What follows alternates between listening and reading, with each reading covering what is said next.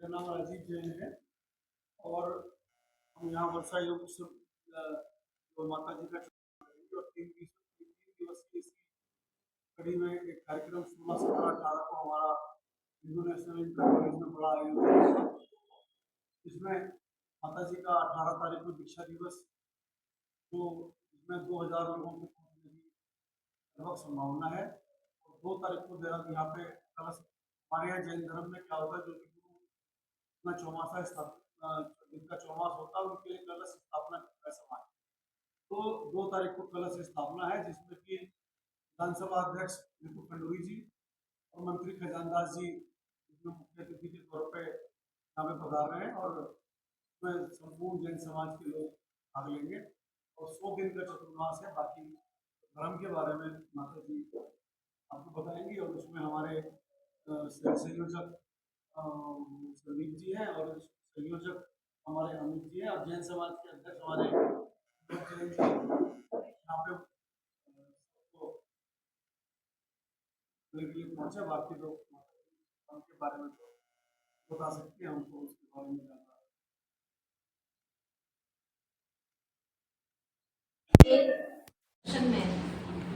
जैन दर्शन का रथ है, उसके 2 पहिए हैं, एक श्रावक का और एक श्रवण का।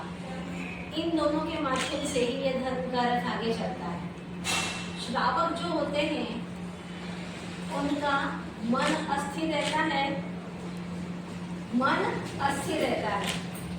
और जो चरण यानी पैर हैं वो स्थिर रहते हैं। और श्रवण का बिल्कुल उल्टा है, मन स्थिर रहता है और चरण चलते रहते हैं, विहार करते रहते हैं। तो चातुर्मास के दरमियान श्रवण भी स्थिर हो जाते हैं, उनके चरण भी स्थिर हो जाते हैं। मन तो स्थिर है ही, लेकिन चरण भी स्थिर हो जाते हैं। उसके माध्यम से श्रावकों को धर्म लाभ मिलता है। इस काल को हम लोग वर्षा योग कहते हैं। वर्षा यानी बरसना और योग यानी जुड़ना, गुरु की वाणी का बरसना और लोगों का धर्म से जुड़ना, ये दोनों काम चातुर्मास में होते हैं। इसको चौमासा कहते हैं, अर्थात चारों तरफ चौ यानी चारों तरफ मास यानी जीव ही जीव उत्पन्न हो जाते हैं। बारिश गिरती है, अपन देखते छोटे जीव हर जगह से उत्पन्न हो जाते हैं। इन जीवों की रक्षा हो, इसके लिए हम 4 महीने एक जगह पर रुक जाते हैं। और इस 4 महीने एक जगह पर रुकने से बहुत कुछ श्रावकों को लाभ मिलता है, क्योंकि चातुर्मास में अधिकांश श्रावकों को भी कुछ अपना बिजनेस नहीं होता है। अधिकांश पर्व और त्योहार के दिन होते हैं, चाहे हिंदू हो चाहे जैन धर्म हो, सभी लोगों में। तो इन दिनों में लोग थोड़े से निवृत्त हो जाते हैं अपने काम से भी, तो धर्म कार्य में उनका मन भी लगता है। और जब धर्म कार्य में मन लगता है तो उनको चातुर्मास से 4 प्रकार की शुद्धि हो जाती है। नंबर 1 व्यवहार शुद्धि, नंबर 2 आचरण की शुद्धि, आचार शुद्धि, नंबर 3 विचारों की शुद्धि।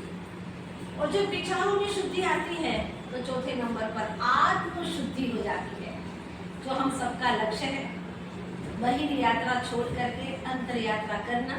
तो चातुर्मास के दरमियान सभी लोगों को बहुत उपलब्धियां होती हैं। जो अपने जीवन का रूपांतरण कभी नहीं हो पाता, वह 4 महीने सत्संग में आकर के हो जाता है। तो हमारी भारतीय संस्कृति में सत्संग का बहुत महत्व है ना। जैसे चावल अगर कुमकुम का सत्संग करता है तो माथे पर चढ़ जाता है, कुमकुम का तिलक होता है, फिर चावल लगा देते हैं। अगर वही चावल दाल का संग करे, दाल का, तो वो खिचड़ी बन जाता है, पेट में जाकर के मर का रूप धारण कर देता है। तो हमारी भारतीय संस्कृति भी यही कहती है कि तुम क्या हो ये महत्वपूर्ण नहीं है, तुम किसके सत्संग में हो ये महत्वपूर्ण है। तो ये चातुर्मास सत्संग का बहुत अच्छा अवसर है। जैसे आप अभी यहाँ थोड़ी सी देर सत्संग में आए, आपके भावों में कुछ परिवर्तन आता है ना, आता है कि नहीं आता है? जब धर्म की चर्चा सुनते हैं तो भावों में परिवर्तन आता ही आता है। ये 4 महीने तक लगातार उनके हृदय घट पर बारिश होती है तो वो भीग जाते हैं, इसलिए हम लोग चातुर्मास करते हैं। माता जी मेरा सवाल है आपसे, क्या ये यहीं पे देहरादून में होता है और भी अलग स्टेट में होता है? चातुर्मास हो चुके हैं जी, खाली देहरादून में और अलग अलग प्रांत में, अलग अलग स्टेट में होते हैं।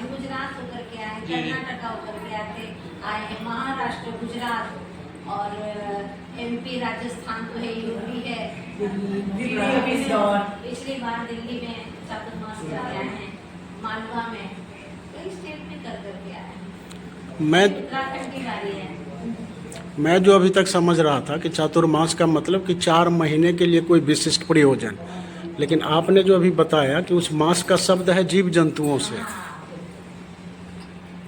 चारों तरफ जीव जंतु हो जाते हैं, उनकी रक्षा करने के लिए हम अपने भी चरणों को स्थिर कर देते हैं। दीक्षा पर किस प्रकार के कार्यक्रम आयोजित करेंगे आप दीक्षा को?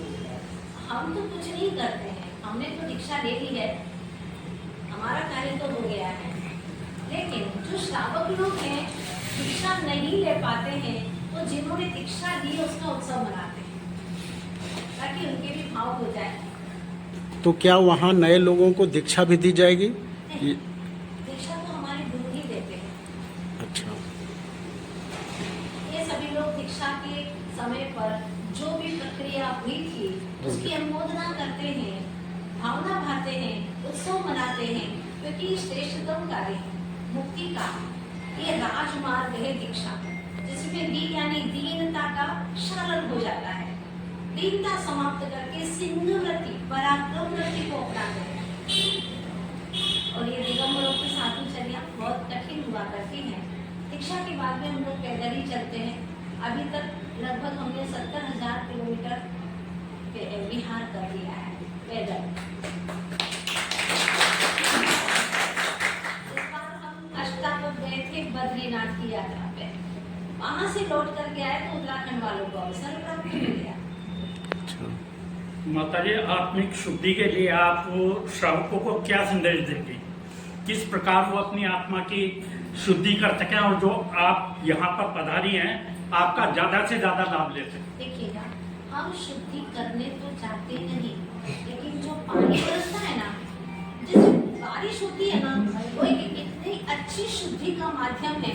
आप चाहे कितना ही पानी डालो, पर कितना पानी डालते डालते भी पूरे देहरादून में भी एक बार में सफाई नहीं कर सकते। मतलब बारिश जो आती है ना, वो 5 मिनट के 2 मिनट के अंदर ही पूरे देहरादून को साफ कर देती है। तो ऐसी ही जो प्रभु की वाणी है, जो हम लेकर के आए हैं गुरुओं के माध्यम से, वो वाणी के माध्यम से मैं तो 4 महीना की बात तो बहुत दूर है, लेकिन अभी 5-6 दिन में मैंने देखा यहाँ के लोगों में काफी और भारी परिवर्तन दिख रहा है। काफी उत्साह है, उनके दिल की शुद्धि हो रही है। मन में छल, कपट, मायाचारी, मान, कषाय, घमंड, क्रोध, ये यहाँ ऐसा लगता है कि विदा ले रहे हैं, उसमें मंदता आ रही है। ये सबसे बड़ी उपलब्धि है। धन की उपलब्धि करके सुख शांति नहीं मिलती है, लेकिन अपनी बुराइयों का जो विसर्जन होता है ना, तो बहुत ही अंदर में सुख शांति का संवेदन होता है। क्या बिना दीक्षा के लोग अपने आप को शुद्धिकरण नहीं कर सकते, शुद्ध नहीं कर सकते? कर सकते हैं, लेकिन सबसे अच्छा निवृत्ति का मार्ग है। देखो, आपने जो प्रश्न किया ना, वो ऐसा है कि जैसे झाड़ू लगा रहा है कोई और उधर से स्विच ऑन कर दिया है पंखे का। झाड़ू लगा रहा है लेकिन स्विच ऑन कर दिया, पंखा भी चल रहा है। मैं आपसे पूछना चाहती हूँ कि कमरा कितना साफ हो जाएगा? तो साफ भी करता रहेगा, कचरा वापस आता रहेगा। तो श्रावक लोग करते हैं, लेकिन उनकी जिंदगी की रोजमर्रा की जो दिनचर्या है वो ऐसी है कि वो करते भी हैं शुद्धि, लेकिन वापस अशुद्धि हो जाती है। करते हैं और वापस अशुद्धि हो जाती है, क्योंकि दुकानदारी करना है, घर गृहस्थी चलाना है, उसमें झूठ भी बोलना है, बहुत सारे व्यवहार निभाना है। लेकिन हम लोगों की जिंदगी में क्या टोटल निवृत्ति है। प्रभु परमात्मा हमारी दुनिया में बस इतना ही। दीक्षा लेने की प्रक्रिया क्या होती है? अगर आप कभी देखेंगे तो आपको बहुत अच्छा लगेगा। तो और अच्छा होगा। जैसे कि एक राहगीर चलता है, तो टेढ़ी मेढ़े रास्ते से चल करके और फिर मंजिल तक पहुंचना बड़ा मुश्किल होता है, दुर्गम है, कंटकों से भरा हुआ है। लेकिन दीक्षा का जो रास्ता है वो राजमार्ग है, स्ट्रेट वे, पहुंचने में सुविधा है, आसानी है, स्मूथली पहुंच जाता है। तो ये दीक्षा का मतलब ये कि सारे जो बाहर के विकार हैं उसको हटा देना। जब ये हट जाते तो परमात्मा से मिलन बहुत आसान हो जाता है।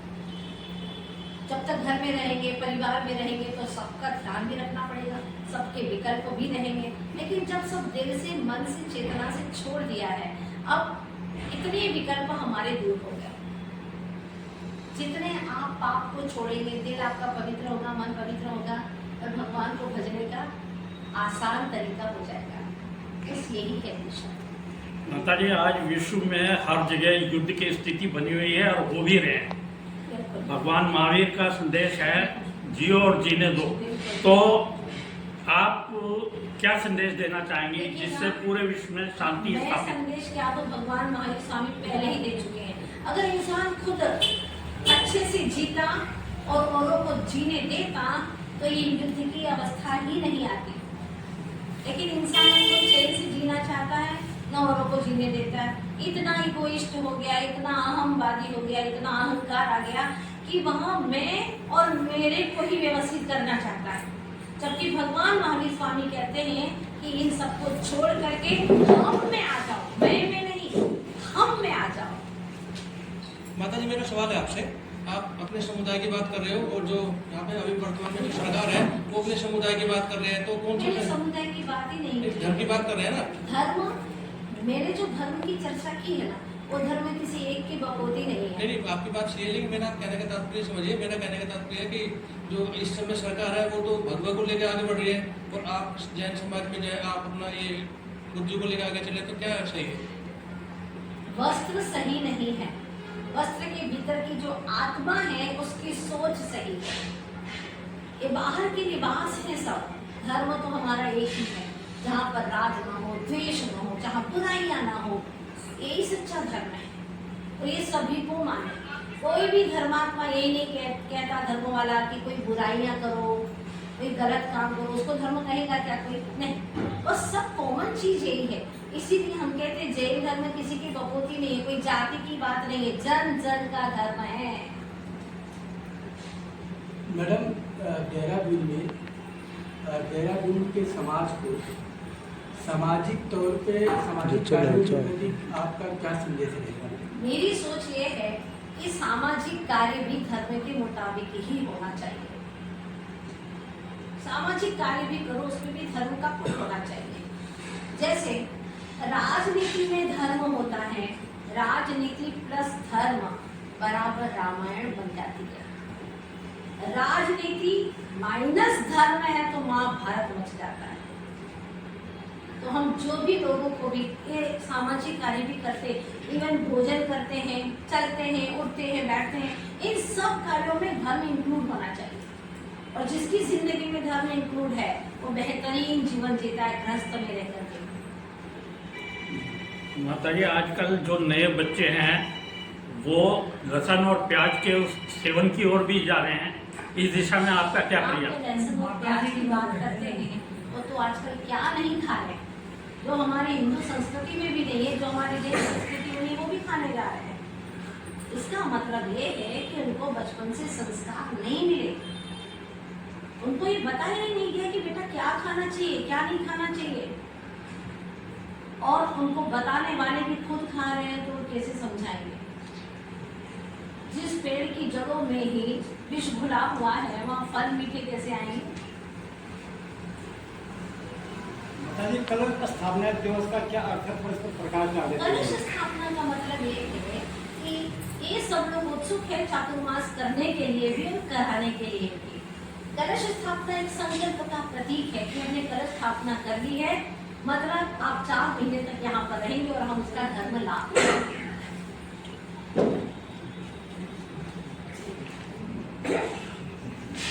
आचार्य गुरुवर्षि विद्यासागर जी महाराज की जय।